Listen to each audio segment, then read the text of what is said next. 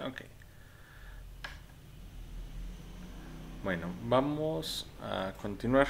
Sí, la clase anterior, déjenme ver dónde nos habíamos quedado.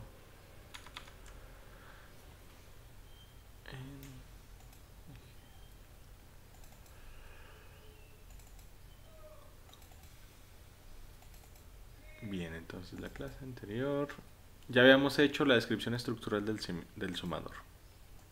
Entonces vamos a entrar ya formalmente a lo que es analizar las descripciones de los sistemas. Sí, voy a hacer descripciones de mis sistemas. Ahora, ¿qué descripciones voy a hacer?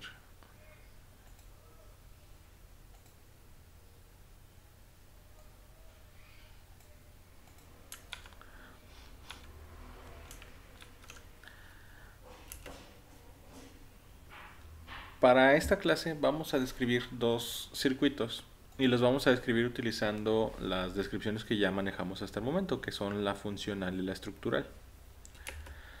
Lo que vamos a ver en esta clase lo pueden encontrar en el libro de Ronald Tochi, en el libro de sistemas digitales, en la sección 9.6 de multiplexores. La idea de esta clase y la siguiente pues es que ustedes puedan definir qué es un multiplexor, explicar su naturaleza de las entradas y las salidas, el papel que juega la entrada de habilitación en su funcionamiento y que puedan describir este sistema o este componente en lenguaje VHDL tanto estructural como funcional, ¿sí? Y que puedan simularlo obviamente. Ahora, en la materia de reconfigurables, ustedes ya vieron multiplexores, ¿sí? Ahí se supone que estuvieron viendo multiplexores en reconfigurables y en embebidos.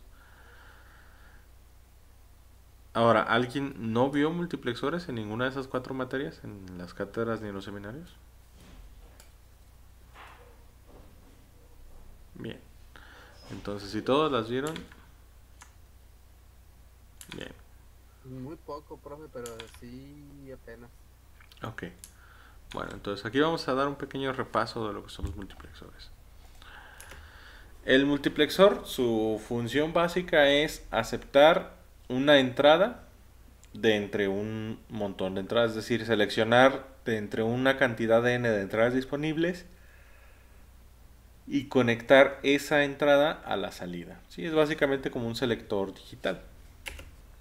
Aquí tenemos el símbolo esquemático del multiplexor más básico, que es el multiplexor de dos entradas. ¿Sí? Y primero, ¿cuántos puertos tiene este sistema? Díganme. Cuatro. Cuatro puertos. Tenemos las dos entradas de datos que son A y B.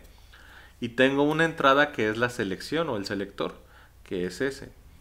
Si la tabla de abajo nos está diciendo que si S está en 0, la salida X se va a conectar a la entrada A, es decir, lo que esté en A se ve en X. Y si S está en 1, la salida X se conecta a la entrada B, es decir, X copia el valor de B. ¿Sí? Ese es mi multiplexor de 2 a 1 o como lo vamos a llamar para abreviarlo, MUX 21. ¿Sí? MUX de dos entradas, una salida. Ahora, este multiplexor yo lo puedo escribir de tres formas al menos, que son la funcional, la estructural y la comportamental. Ahorita vamos a ver la funcional y la estructural y posteriormente ya veremos las formas comportamentales. Bien, para mi multiplexor, ¿cuál es la descripción funcional? Habíamos dicho que las descripciones funcionales son las que son funciones matemáticas o funciones booleanas, ¿sí? Es decir, ecuaciones. Entonces, la ecuación de mi multiplexor la estoy viendo ahorita en la pantalla. Vamos a hacer la descripción, la arquitectura funcional. Entonces, vámonos a cuartos. ¿Sí? Vámonos a cuartos. Y pues voy a poner esta ecuación que está aquí. Bien, entonces hacemos un proyecto nuevo, igual File, New Project Wizard. ¿Quiere cerrar el proyecto actual? Sí. Escogemos la carpeta. Sí, acuérdense de escoger bien su carpeta porque si no van a ir anidando los proyectos uno dentro de otro. Y pues le voy a poner, por ejemplo, MUX 21. Choose. Y mi proyecto pues se va a llamar igual MUX 21. Vacío. No agrego ningún archivo. Y pues vamos a usar la Max 2. ¿Sí? Y vamos a usar el empaquetado TQFP siempre. 100 pines. Velocidad clase 5. Y seleccionamos la 240 T100C5. Siguiente, y aquí seleccionamos VHDL. Siguiente, y pues ya nada más es un resumen, finalizar, y ahorita se va a hacer mi proyecto.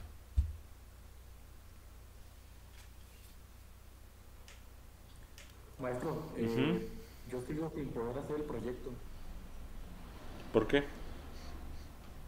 Al momento en que ya lo instalé varias veces, diferentes versiones, Ujú. pero al momento en que le doy en finalizar para que me cree el proyecto, nunca lo abre. Dice que no, el proyecto no responde y de ahí ya no sale.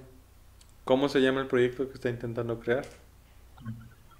El de COM1 para hacer los ejemplos que habíamos visto desde el inicio. Cámbiale el nombre, intente cambiarle el Me nombre al pasó lo proyecto. mismo. Ujú. Hay algunas versiones no sé, ese es su sistema operativo. Cámbienle el nombre al proyecto, o sea, en lugar de com, pónganle compuerta. Me comentaba un compañero que en la otra clase que si le cambia el nombre funciona porque parece que de alguna forma se genera, o sea, com1, por alguna razón Windows o el Quartus lo interpretan como el puerto de comunicación 1, que así se llaman los puertos en Windows, entonces no sé si sea eso. Cámbienle el nombre, en lugar de com, háganlo como compuerta. Investigué eso y vi que era una como palabra reservada del Windows. Ok, entonces cámbienle el nombre. ¿Sí? Cámbienle el nombre nada más al proyecto. A ver si con eso funciona. ¿Alguna otra pregunta?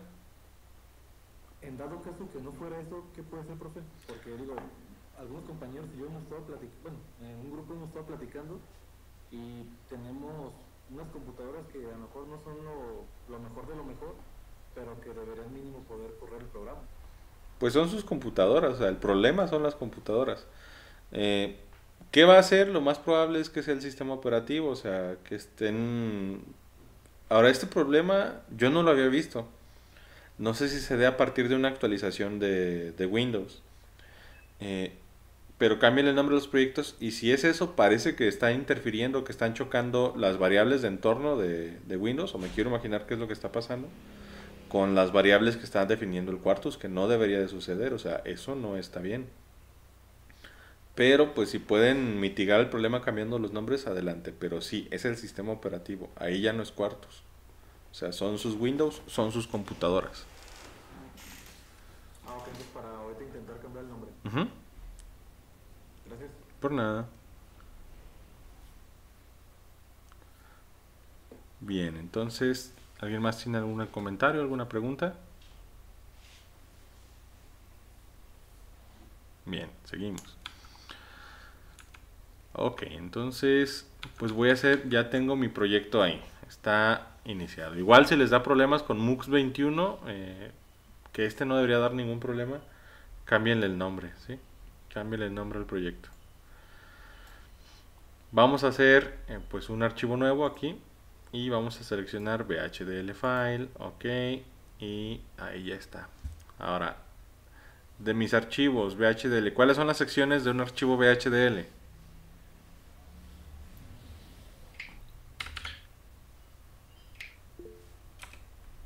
Cabecera, Ujú. identidad y arquitectura. Cabeceras, la entidad y la arquitectura. Muy bien. Entonces, en las cabeceras quedamos que pues lo que voy a tener es library y triple E. Profe, le faltó una B. Ah, cierto. Muchas gracias. A ver, entonces... Déjenme irme para acá a la carpeta. Listas y 72 80 de 03.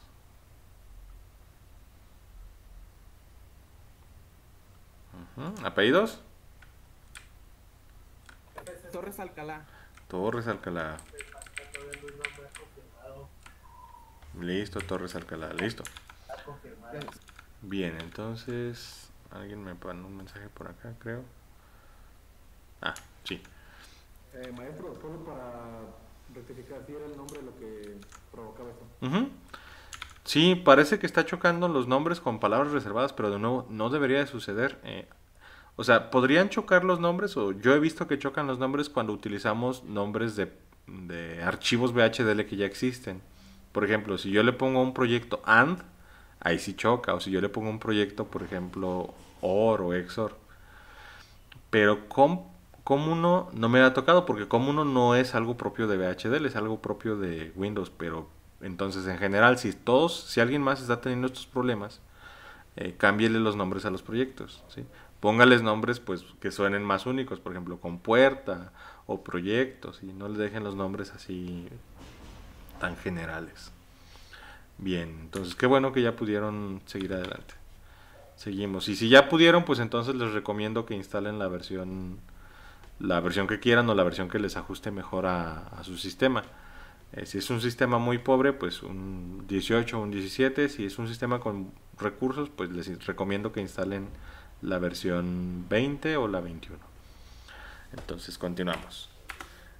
Library y triple y luego tenemos use y los paquetes, que es IEEE punto, y el paquete que voy a utilizar, que es el stlogicon64.all punto y coma, y pues se acaban mis cabeceras ahí. ¿Cómo empiezo la entidad? Entity, muy bien. Entity y el nombre de la entidad, pues que en este caso va a ser MUX21, ¿sí? Is, y ¿qué sigue después del is? Port, muy bien, port. Y ahora los puertos. Otra vez, me voy a mi diapositiva.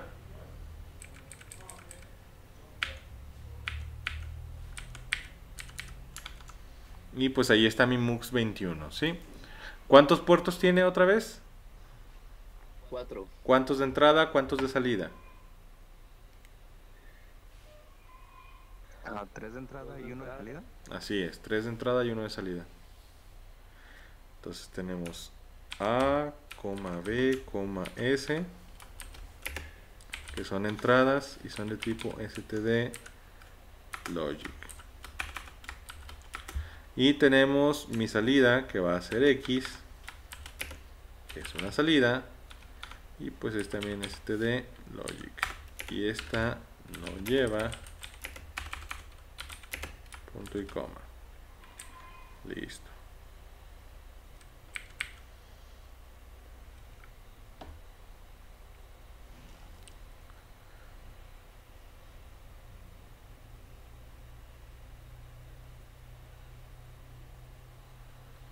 ¿Qué más me falta para mi entidad? El N. Así es, me falta terminar mi entidad, ¿sí?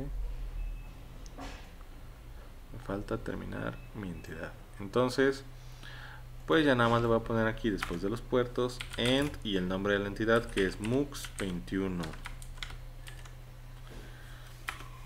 Guardo el archivo.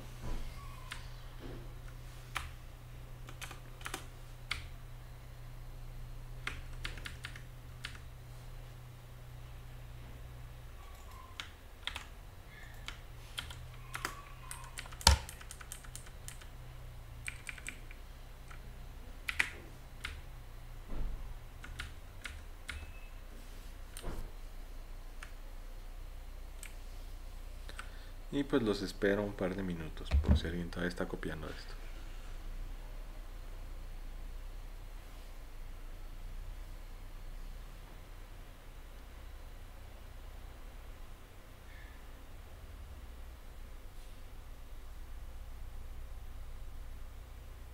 Profe, Ujú. en Linux había otro programa también para hacer este tipo de estructuras, ¿no? ¿Para qué? ¿Para sintetizar VHDL o para hacer el texto? Para sintetizar VHDL. Sí, en Linux hay varios programas que compilan y sintetizan VHDL. Pueden utilizar, si quieren utilizar un programa alterno adelante, mientras puedan hacer las simulaciones. O sea, a mí lo que me interesa es que ustedes puedan verificar el código que van a usar. Si estuviéramos usando, por ejemplo, Verilog, pues podríamos usar Icarus Verilog, pero ahorita estamos usando VHDL. De VHDL, ¿cuáles programas hay? Déjenme revisar.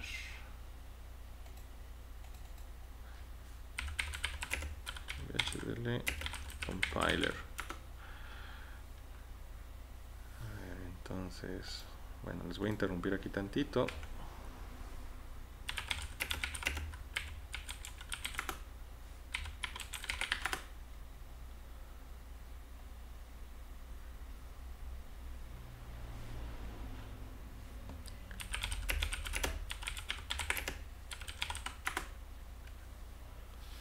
A ver, en Linux, pues sí, hay un montón de programas. Hay para captura de esquemáticos, editores de texto. Está uno que se llama MyHDL, ¿sí? Está MyHDL y está el GHDL. Sí, el GHDL es el que conocía. El GHDL es un compilador para VHDL, ¿sí? Pueden hacer también algunas simulaciones, pero van a necesitar instalar otro paquete que es el GTK Viewer, creo. Y también está, también lo conocía, el FreeHDL o FreeHDL. Pueden utilizar cualquiera de esos. Dependiendo de la versión que tengan, también pueden usar Alliance, pero Alliance usa VHDL del estándar del 87, entonces no es compatible con mucho del código que estamos haciendo. Pueden usar cualquiera, ¿sí? Dependiendo de la distribución que tengan. Pero el chiste pues es que sepan utilizarlo, ¿sí? Que sepan utilizarlo, porque yo no me voy a detener a explicarles cómo utilizar el compilador en otra... O sea, cómo utilizar otros compiladores aparte del que estamos usando en la clase. De hecho, ya más adelante yo ni siquiera les voy a estar usando esta interfaz, ya para más rapidez. Si quieren buscar para Free HDL o el... ¿cómo se llama el otro? MyHDL o el GHDL, por lo general la sintaxis es en la terminal, abren una terminal y por ejemplo le ponen un programa, por ejemplo GHDL menos, por ejemplo, o creo que es para generar el binario, ¿sí? Y algunas otras opciones y ya el nombre de su archivo, por ejemplo archivito.bhd, ¿sí? Y ya lo ejecutan y les va a generar un ejecutable, un binario. Y el problema con estos es que necesitan ustedes hacer el test bench manualmente, es decir, hacer su cama de pruebas, ¿sí? Ahí pues se van a tardar un poquito más en hacer la cama de pruebas, porque nosotros con la simulación, pues con las herramientas que trae Quartus, la ventaja es que nos dan la opción de hacer mucho más rápido las simulaciones, de generar estímulos, de ver las respuestas. Pero si quieren utilizar cualquier otro programa, adelante. A mí lo que me interesa es que dominen el lenguaje, no tanto que dominen la interfaz del programa que estamos usando ahorita. ¿Queda claro eso? Sí, seguro. Bien. Entonces déjenme de una vez mandar a actualizar el sistema.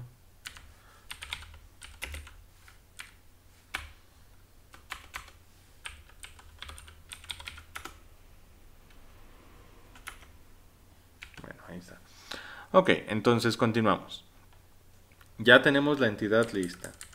Falta pues la arquitectura. ¿Cómo comenzaban las arquitecturas? Muy bien, architecture. Y le vamos a poner cualquier nombre, ¿sí?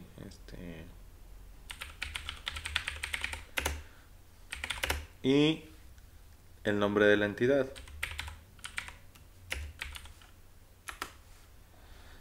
Y ahora, la arquitectura quedamos que tenía dos subsecciones, que son la sección de declaraciones, que no estábamos usando, y la sección de asignaciones. Como voy a hacer una descripción funcional, pues me voy directo a las asignaciones. ¿Cómo comienzan las asignaciones?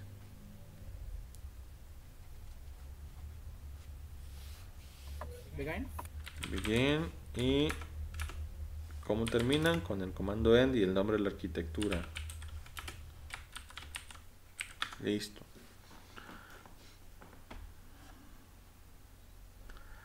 Ahora, la asignación que vamos a necesitar hacer aquí la tenemos que hacer de modo funcional, es decir, como si fuera una ecuación, que es esta de acá, ¿sí?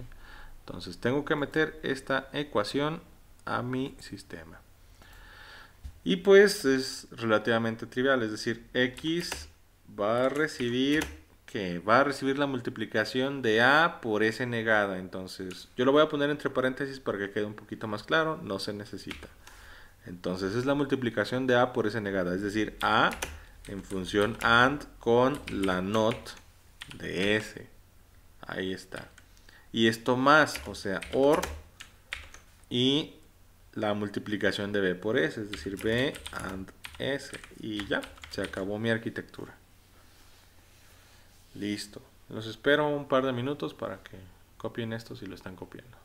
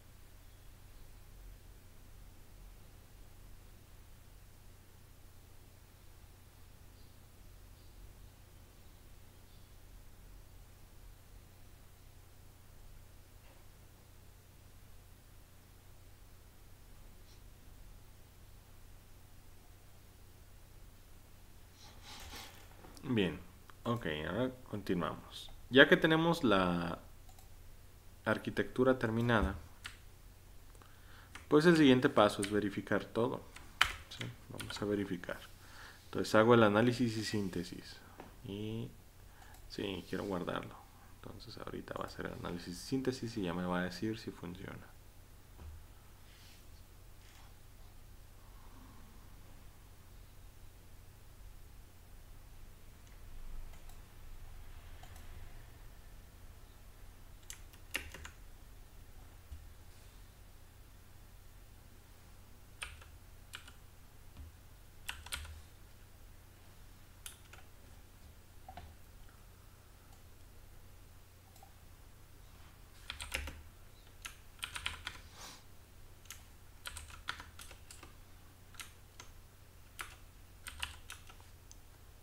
Y ahí está, exitoso, 0 errores, una advertencia.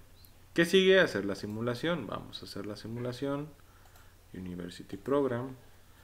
Y pues acá igual, Edit, Insert, Node Boss, Node Finder, List. Me traigo todos los nodos, ok, ok. Y ya, pues a A le voy a dar un valor cualquiera, de 10 está bien. A B le voy a dar otro valor 30 para que se vea bien la diferencia entre los dos. Y pues aquí no hay tabla de verdad en realidad que comparar. Lo que me interesa es ver si cuando cambie de valor S, la salida cambia de una a otra de las entradas. Entonces aquí también le voy a dar reloj, pero por ejemplo le voy a dar 60. ¿Qué debe pasar? Cuando S está en 0, la salida debe copiar a A. Cuando S está en 1, la salida debe de copiar a B. Entonces, igual, simulation settings. Acuérdense de quitar el novopt si les da problemas. Save. Y corremos la simulación funcional. Lo guardamos. Y pues ya ahí va a ser la simulación funcional.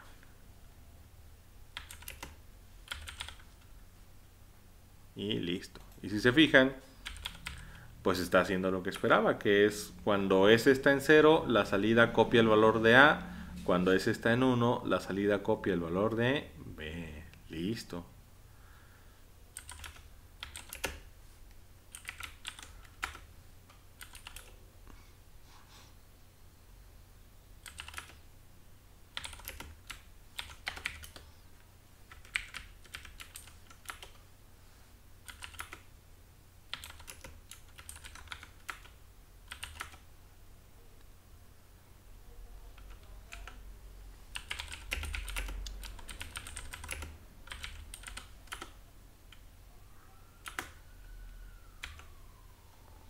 Ok.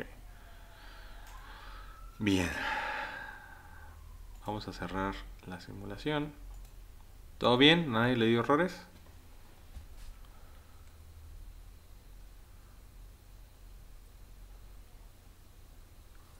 ¿De cuánto configuró los nanosegundos de cada compuerta? Disculpe. A la dejé el de defecto, que son 10, y al de B le puse de 30.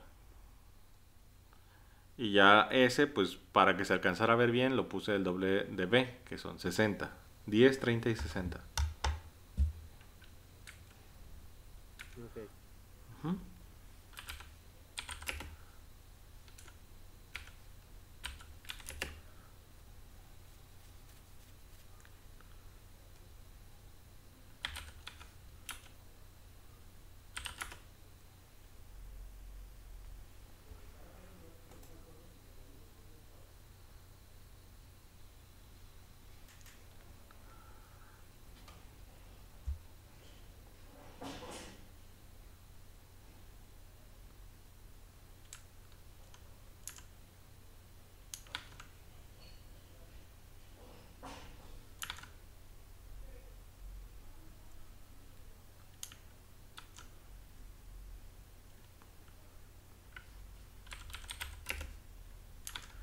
Bien.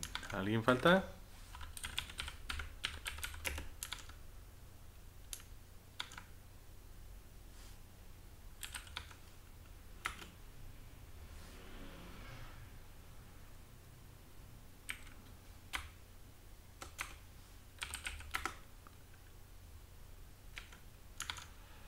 Ok, si nadie falta, entonces continuamos. Bien, ahora vamos a hacer la descripción, pero vamos a hacer la descripción estructural, ¿sí? O pseudoestructural, porque en realidad no es estructural. Vamos a hacer esta descripción. Entonces, ahora voy a describir igual mi multiplexor, pero como un conjunto de componentes. Este es el diagrama esquemático de un multiplexor. Entonces, ¿qué voy a hacer? Pues voy a agarrar esto y lo voy a comentar, ¿sí? Lo comento y pues lo identifico. Esta es mi descripción funcional, es decir, como una ecuación. Ahora voy a hacer una descripción estructural. Y pues si se fijan, lo primero que voy a necesitar son señales, ¿sí? ¿Qué señales voy a utilizar? Tomo el diagrama esquemático y etiqueto mis compuertas o mis componentes en general y voy a nombrar las señales. Acuérdense, las señales son las líneas de conexión que no estén conectadas ni a entradas ni a salidas. O sea, una señal no puede estar conectada a una entrada ni a una salida. Entonces empezamos. Aquí tengo una compuerta NOT. ¿La salida de la compuerta NOT es una señal o no es una señal?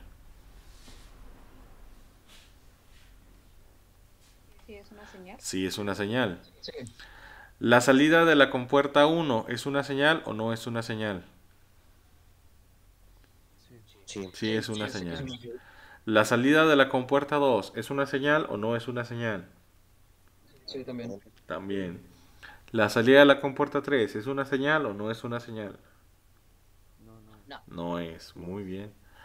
Entonces, pues ya tengo mis señales que yo voy a llamar para este ejemplo SN, X1 y X2. Entonces, vámonos a hacer esas declaraciones. Y quedamos que las declaraciones se hacen, bueno, aquí voy a poner ya señales, ¿sí?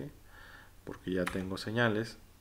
Y se hacen con el comando signal y pues los nombres de mis señales. Como las señales, las tres que tengo, son del mismo tipo y del mismo tamaño, pues las puedo declarar juntas. Que serían SN, X1, X2. Ay, X2. Listo. Y dos puntos, las tres son de tipo std-logic. Punto y coma.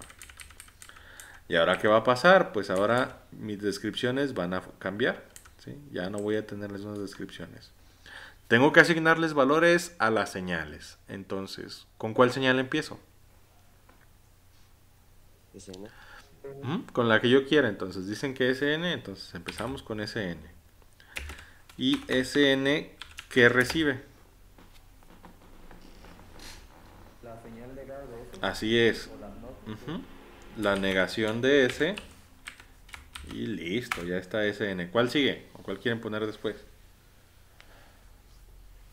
X1. X1. Ok, entonces X1 va a recibir ¿qué? SN and Muy bien, SN and A. ¿Cuál pongo ahora? 2. X2, ok. ¿Y recibe qué? S and B. S and B. Y listo. Ahí está X2. ¿Qué más? X, X. ¿Y qué recibe X?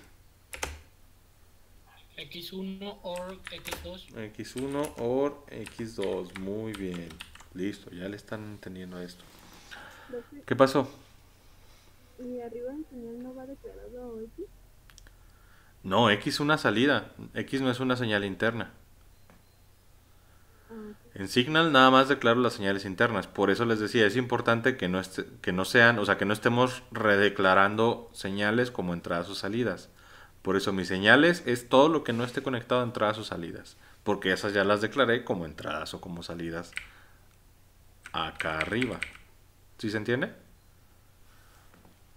Sí. Bien. Entonces, listo. Ahí están mis declaraciones. Vamos a ver si funciona igual. Otra vez, análisis y síntesis. Vamos a esperar a que termine.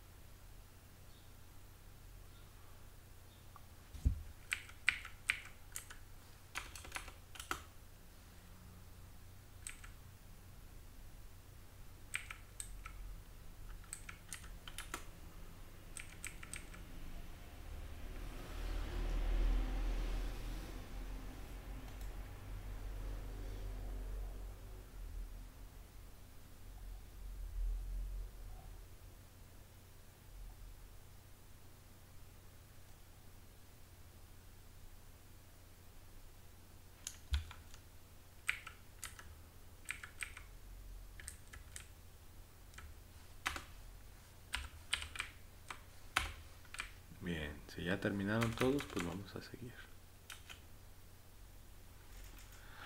Ok.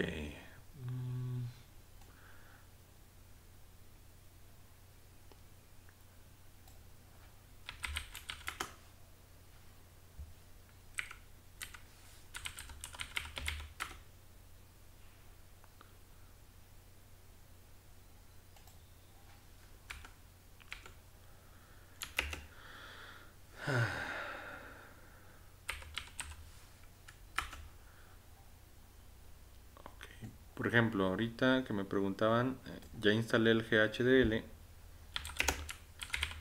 y pues es más o menos simple lo que es la compilación desde terminal, o sea, no necesitan una interfaz gráfica. De hecho, ya más adelante yo tampoco voy a usar la interfaz gráfica, bueno, al menos no para todo.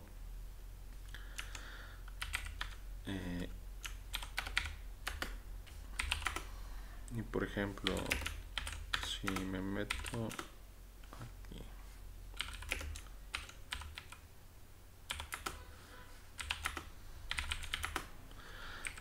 bien, la forma de correr el compilador del GHDL, que es más o menos la misma que van a usar para todos, es GHDL y es "-a" para elaborar el archivo, "-a" y el nombre de su archivo. ¿Sí? Por ejemplo, yo que usé el com1 VHD, le doy y ya se elaboró el archivo. ¿Sí? Ahí está el workObject 93. Y ya para elaborar y correr es con "-c" y sin el nombre, bueno, sin la extensión. Y pues no me va a dar nada ahorita porque no tengo ningún comando que imprima, pero esos son los comandos para sintetizar desde terminal si utilizan el GHDL, o sea, que ese creo que también lo pueden instalar en Windows. Esa puede ser una alternativa. El rollo va a ser que hagan sus test benches. Bien, seguimos. Entonces ya está, vamos a ver si funciona igual. Voy acá al navegador del proyecto, voy a los archivos y reviso mi waveform. Y aquí está mi waveform y vuelvo a correr la simulación funcional. Y ahí está, mismo comportamiento.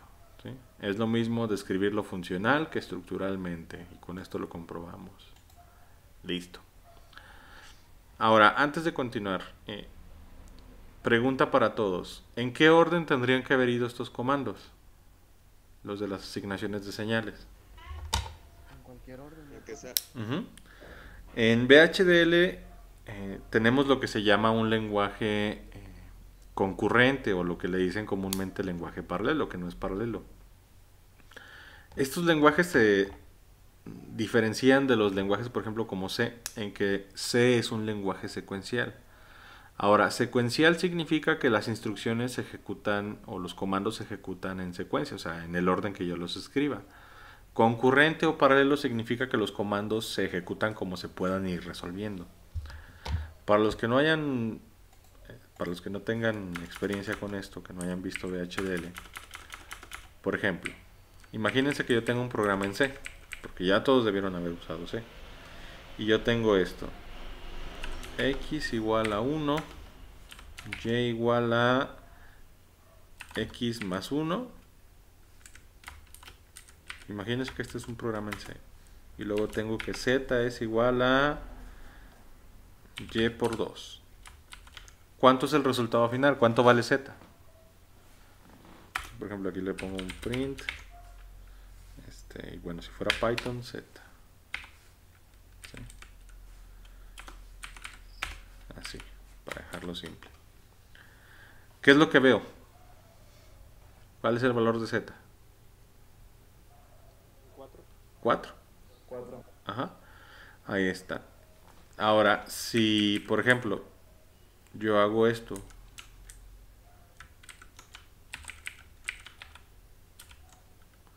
¿cuál es el resultado? ¿Va a marcar error? Así es, me va a marcar un error. ¿Por qué va a marcar error? Porque el primer comando es z recibe el valor de y por 2. ¿Cuánto vale y? ¿Cuánto vale y aquí en este momento? No se sabe. No está definida, así es, no tiene ningún valor asignado. Entonces el programa aquí va a tronar. En los lenguajes concurrentes esto no sucede. Lo que pasa es que en los lenguajes concurrentes no es ejecución paralela, es ejecución, digamos, inteligente o condicional. Son lo que se conoce como lenguajes deterministas. No importa el orden de las instrucciones o de los comandos, el resultado es el mismo. Lo que va a pasar en un lenguaje como VHDL es que viene el compilador y el sintetizador y viene esta instrucción y dicen, ok, entonces a z le voy a asignar el valor de y por 2. Bien, ¿cuánto vale y? No sé. Entonces esta asignación se queda pendiente. Vienen aquí y dicen, ah, ok, mira, X recibe el valor de 1. Bien, haces asignación. Y luego dicen, ¿hay algo que dependa del valor de X? Vamos a revisar. No, nada depende del valor de X. Bien, seguimos ejecutando. Y luego se vienen para acá y dice, ah, ok, Y recibe el valor de X más 1. Entonces ya sé cuánto vale X, que es 1 más 1 son 2. ¿Algo dependía de Y? Vamos a revisar lo que tenemos pendiente. Sí, Z dependía de Y. Muy bien, entonces ahora le asigno el valor a Z. Y pues ya al final se imprime el valor de Z. ¿Sí? Entonces aquí, a pesar del cambio de orden, seguiría imprimiendo 4. ¿Esto por qué se da? Pues porque el compilador está tratando de emular lo que vamos a hacer en hardware. Y en hardware, pues no importa el orden de los dispositivos. Es decir, si aquí yo tengo mi diagrama esquemático, imagínense que este es un editor de esquemáticos. Sin desconectar la compuerta 1, la agarro y la subo para acá, para arriba. O sea, la arrastro hacia arriba. La arrastro hacia arriba sin desconectarla. ¿Afecta eso el funcionamiento del circuito? No. No. No. Si yo agarro el circuito y lo volteo, o sea, lo roto 180 grados, ¿eso afecta el funcionamiento del circuito?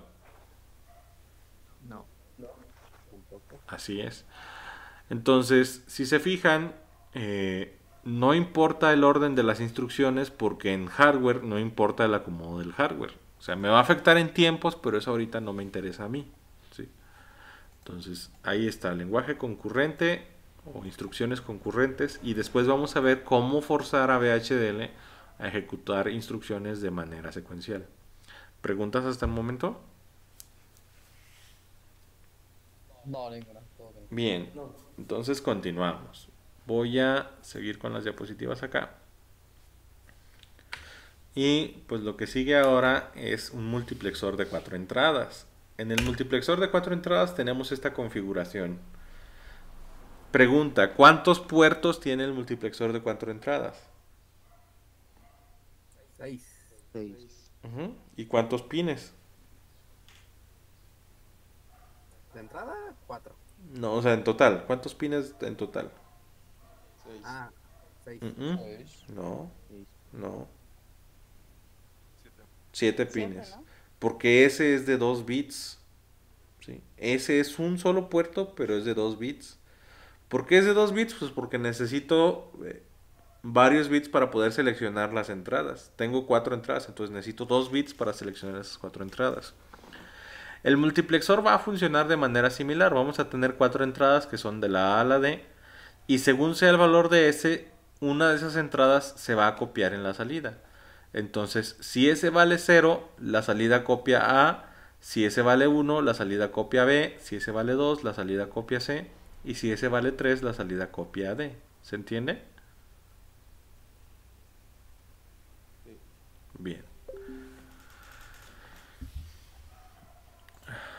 Ok, entonces continuamos. Este multiplexor yo también lo puedo escribir, y ya lo puedo escribir de 4 maneras. La funcional, que ya la vimos, la estructural, que ya la vimos, la comportamental, que no la hemos visto, y la jerárquica, que tampoco las hemos visto, pero las vamos a ver más adelante. ¿Sí? Bien, entonces vamos a revisar cómo hacer estas descripciones. Aquí en la imagen tengo la descripción funcional o la arquitectura funcional de mi multiplexor de 4 entradas. ¿Sí? Entonces vamos a hacerlo. File, New Project Wizard, sí, cierra el proyecto actual, sí, guarda los cambios. Y vamos a seleccionar acá la carpeta. Acuérdense, no vayan a dejar carpetas adentro de carpetas. Carpeta nueva, MUX 41, choose. Y mi proyecto pues se va a llamar MUX 41. Siguiente, siguiente, en blanco, no me interesa. Y pues ya aquí vamos a seleccionar de la familia, pues vamos a seleccionar la MAX 2, ¿sí? Del empaquetado, pues vamos a seleccionar el TQFP, el conteo de pines de 100, ¿sí? Y la velocidad va a ser clase 5. Y ya de abajo, pues el filtro me va a dejar nada más ciertas opciones y escojo el 240 T100C5. Y ya. Terminamos, selecciono VHDL, siguiente. Finalizar y ya espero que se haga mi proyecto.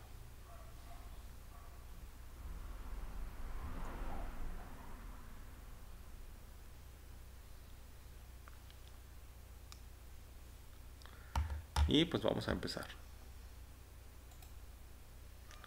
Un archivo de VHDL, ok. Y otra vez desde abajo. ¿Cuántas secciones tiene un archivo VHDL? 3. 3, que son los encabezados, la entidad y la arquitectura. Muy bien, así es. Entonces, encabezados, ¿cómo iban? Library, IEEE, use, IEEE, punto std, logic 1164.all. Y la entidad, pues ¿cómo va a quedar? Quedamos que las entidades empiezan con el comando entity, el nombre de mi entidad que se llama mux41, is y luego port. Ahora aquí ya vamos a tener cambios. Puertos, si se fijan, mi mux41 tiene, lo que les decía hace ratito, tiene 6 puertos, pero tiene 7 pines. ¿Por qué? Porque hay un puerto que es vectorial, es decir, hay un puerto que tiene varios bits o varios pines.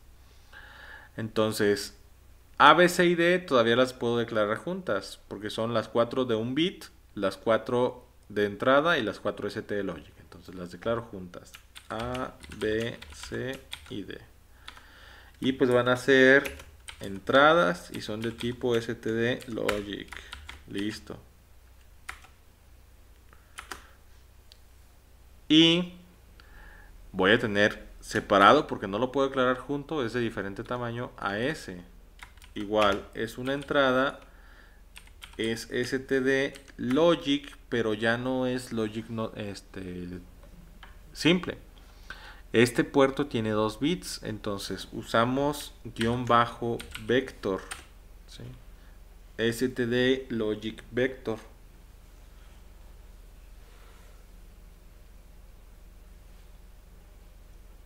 Ahora tengo que definir las dimensiones de mi vector, que es del bit más significativo al menos significativo, ¿sí? Ahora, esto es importante. Puedo definir esas dimensiones de dos formas.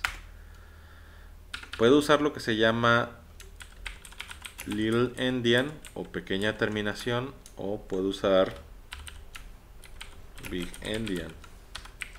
Ahora, ¿qué significan estas cosas? Little endian significa que voy a definir del bit más significativo al bit menos significativo. ¿Sí? Por ejemplo, ¿cuántos bits tiene S? 2. Entonces, ¿esos qué números de bits son? ¿El bit número qué y el bit número qué?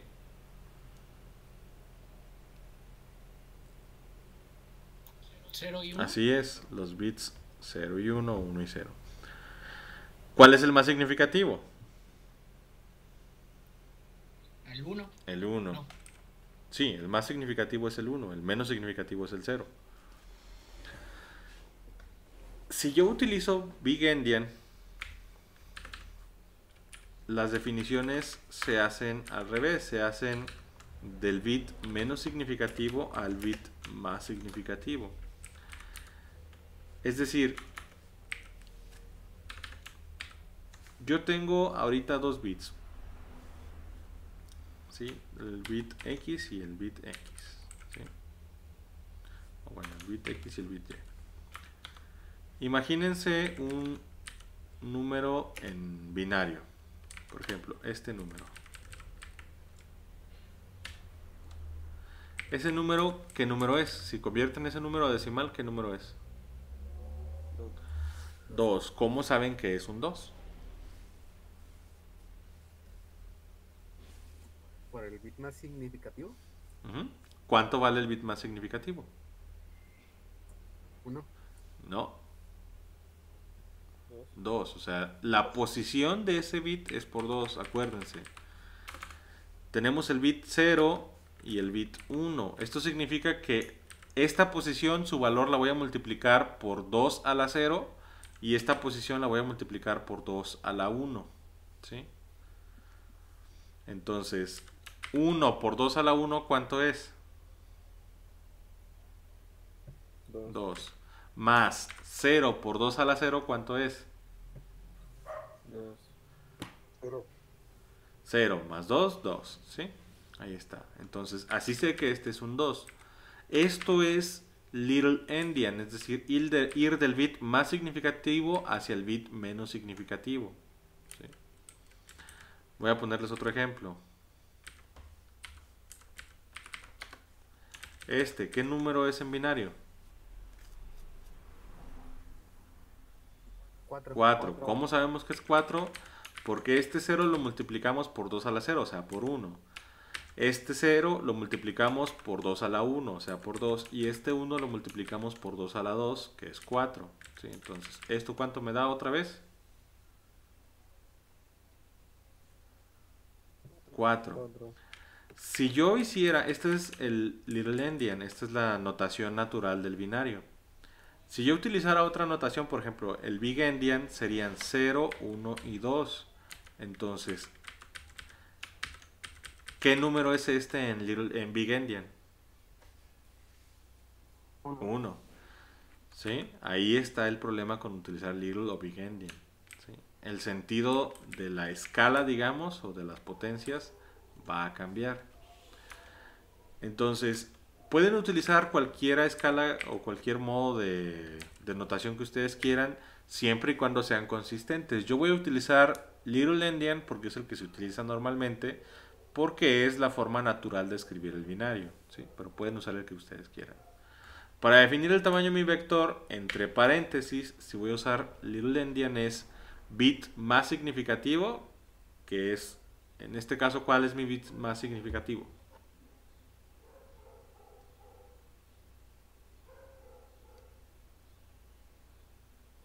¿El 2?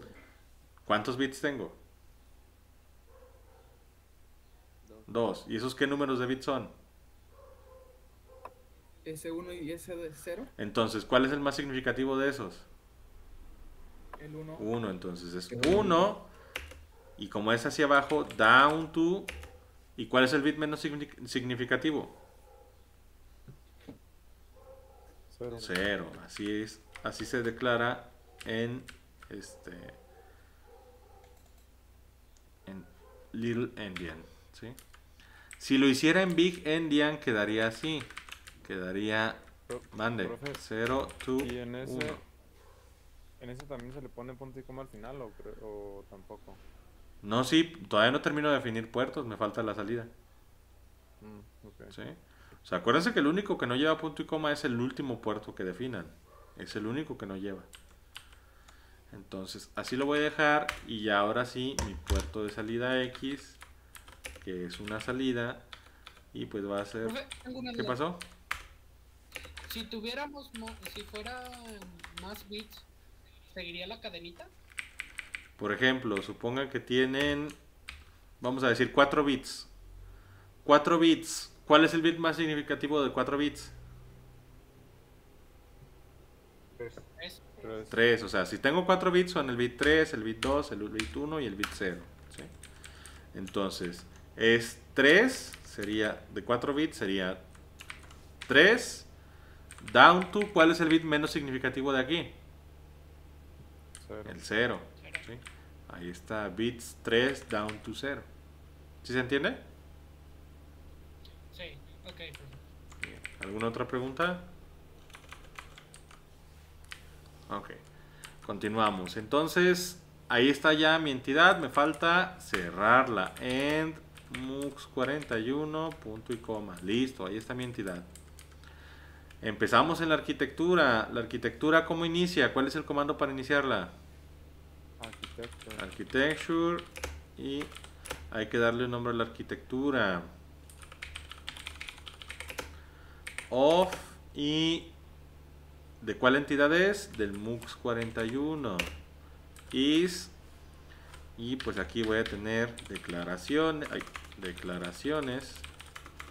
Que las declaraciones pues van a llevar señales.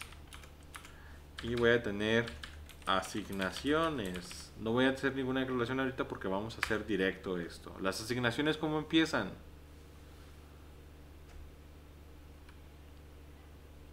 Begin. Begin, muy bien. ¿Y cómo terminan?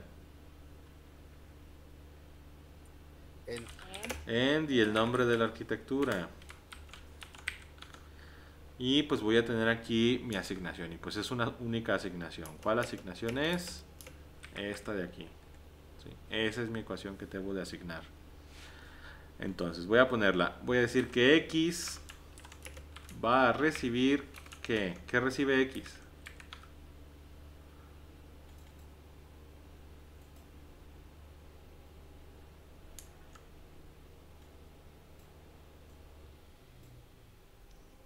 And for Ujú.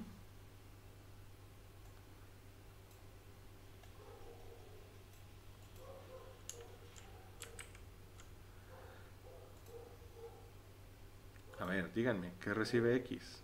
S1 and for S0. No. Sería Recibe A and not Ujú. S1 Sí, not, no nor. and not. No, o sea, le decía a su otro compañero que es not, no nor. Ah, Ujú. perdón. Sí, muy bien, entonces la voy a encerrar entre paréntesis así como está ahí, nada, no se necesita, pero para que quede más claro. Entonces, Más fácil. ajá, es A que multiplica a la negación de S y el bit 1, ¿cómo lo refiero? Entre paréntesis y el bit que voy a, entre paréntesis y el bit que voy a referir. Ahí está. Ok. Y todo eso en AND con la inversión de S0. Y listo. Déjenme hacer más ancho esto. Ahí está. Listo. ¿Se entiende? Ese es el primer operador. Sí. ¿Sí? Profe, ¿no era S mayúscula? ¿No había puesto S mayúscula? ¿O fue minúscula? Da igual. En VHDL no importa. Si quiero puedo escribir el moxito.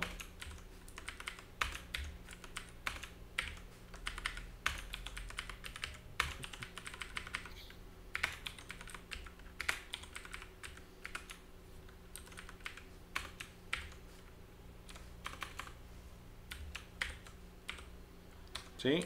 No importa. Acuérdense que el compilador elimina los 8 bits superiores y todas las mayúsculas se convierten en minúsculas. Al final todo se ve como minúsculas. ¿Sí? No importa. Ahora, todo esto sumado con este segundo operador de acá. Entonces, como otra cosa que desaparece en VHDL son los enters, yo voy a poner aquí, voy a ponerle OR, que es el símbolo de más, y voy a poner el segundo operador abajo. ¿Sí?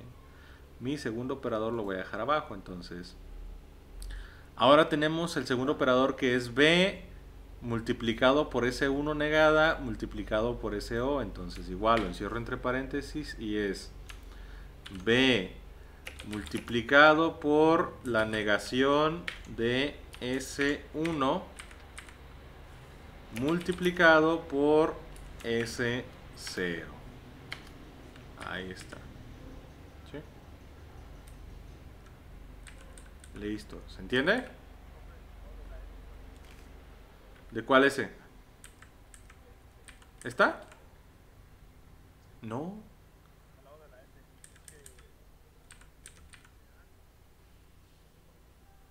No. Haría falta el paréntesis, pero de lo que viene siendo el inicio de todo el paréntesis, el B, pero... No, ese es este paréntesis. Ahí se los marcan, miren, en verde. Ah, sí, cierto, tiene razón. Los paréntesis están bien. Es normal, no es negación. Sí, o sea, esta no es negación de S0. Esta está entre dos paréntesis porque estamos negando a S1. ¿Sí? Estamos negando a S1. Y esto en función OR, ¿con quién? Pues con el tercer operador. Vamos a ver cuál es el tercer operador. Ahí está. Mi tercer operador pues es igual, entre paréntesis lo voy a Y tengan cuidado con eso de los paréntesis. También es otro error muy común, poner paréntesis de más o poner paréntesis de menos. Entonces, aprovechen las ayudas que les da el editor o, bueno, en realidad cualquier editor tiene las funciones de resaltarles los paréntesis o de cerrarles automáticamente todos los paréntesis que abran. Entonces, aquí tenemos C, que se multiplica con S1, y eso se multiplica con la negación de S0. Y eso se suma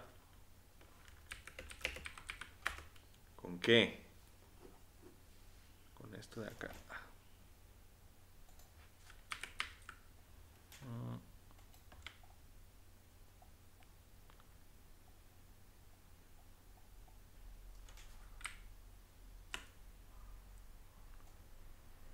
Ahí está. Todo eso se suma con, igual entre paréntesis, D, que multiplica a S1 y multiplicado con S0. Y ya, ahí termina mi comando, ahí pongo el punto y coma.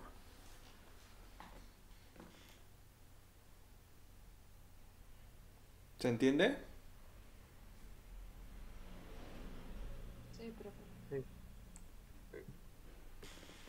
Bien. Entonces, vamos a verificar si esto funciona, ¿sí? Voy a hacer primero la síntesis y análisis. Vamos a ver si no tengo algún error sintáctico en alguna parte.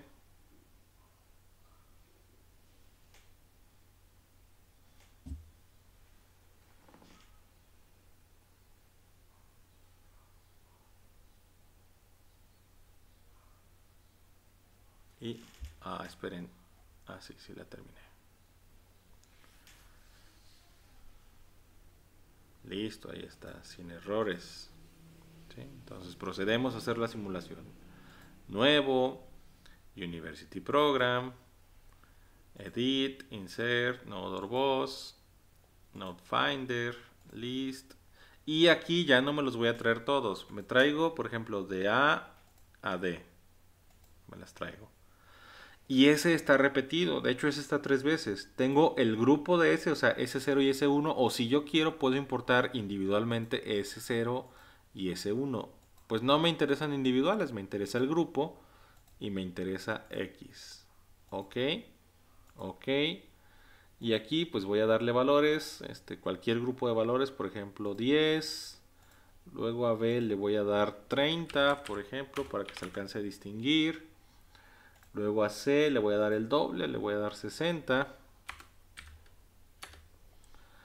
Y pues a D le voy a dar el doble de eso, que serían 120. Ahí está. Y ahora me toca darle valores a S. S ya puedo empezar a hacer simulaciones un poquito más avanzadas. Y por ejemplo, clic derecho sobre S, radix. Y puedo cambiarlo a unsigned decimal. Y así ya no tengo que estar adivinando el binario. Si se les complica binario o hexadecimal, pues cambien sus salidas o entradas a decimal sin signo.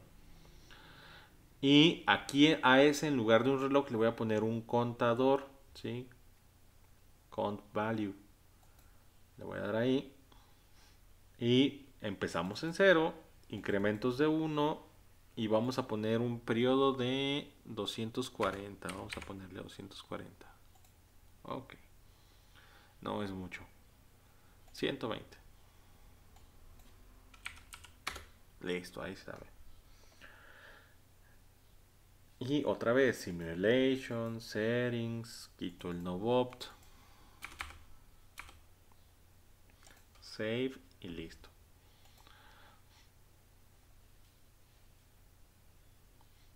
Ya nada más me falta pues correr la simulación funcional. Corro la simulación, sí, guárdalo con el mismo nombre.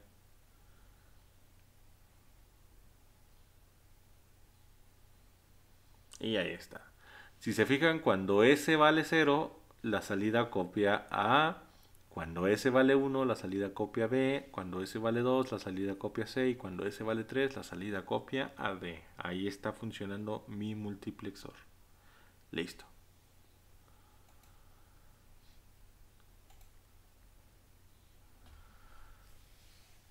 ¿Preguntas?